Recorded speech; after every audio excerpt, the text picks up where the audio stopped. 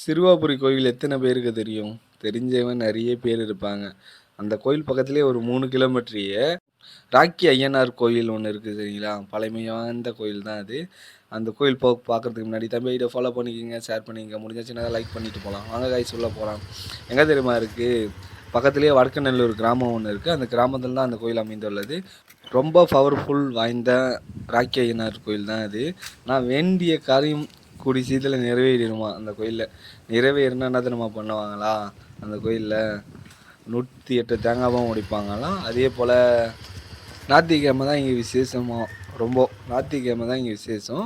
ஞாயிற்றுக்கிழமை இந்த கோயிலுக்கு வரவங்க யாரும் கவுச்சியே சாப்பிட மாட்டாங்க. மற்ற ராக்கி ஐயனார் கோயிலுக்கு கோயில் கடையெல்லாம் வெட்டுவாங்க. இந்த கோயிலுக்கு அது மட்டும் இல்லை, வெறும் பாலால் மட்டும் தான் அபிஷேகம் பண்ணிவிட்டு பிரசாதம் போடுவாங்க, சக்கரை பொங்கல் போடுவாங்க. அதே போல் எதனா ஒரு கல்யாண பிரார்த்தனை, வீடு கட்ட வேண்டியதில் குழந்தை பாக்கியம் இருந்ததுனால மேக்ஸிமம் வேண்டிட்டு போனாலே நிறைவேறிடுமா. வேண்டிட்டு போனால் நிறைவேறிட்டா இங்கே யானை பொம்மையும் குதிரை பொம்மையும் வாங்கி செலுத்துவாங்களாம். கம்பல்சரி நிறைவேறி போயிடுமா. அதிகமாக ராக்னார் கோயில் மதுரை சைடு, திருச்சி, சேலம், விழுப்புரம் அந்த சைடு தான் இருக்கும். சென்னை பக்கத்துலேயே இருக்குது சரிங்களா? சிறுவாபுரி பக்கத்துலேயே ஒரு 3 கிலோமீட்டரில் இருக்குது. எல்லோரும் வந்து பயன்பெறுங்க சரிங்களா? வெற்றிவேல் முருகனுக்கு அரோகரா, வீரவேல் முருகனுக்கு அரோகரா, சிறுவாபுரி பாலசுப்ரமணியம்.